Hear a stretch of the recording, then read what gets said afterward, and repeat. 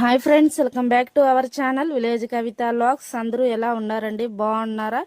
ఇంకా మేము కూడా చాలా బాగున్నాము. ఇంకా 4వ శుక్రవారం మంచిగా గడపకి పసుపు కుంకుమ అయితే పెడుతున్నాను. ఇంకా అలాగే దీంతో పాటు ముగ్గు కూడా వేస్తున్నానండి.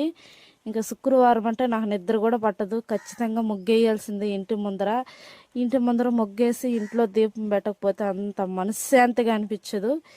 నాకైతే ఇలానే అనమాట.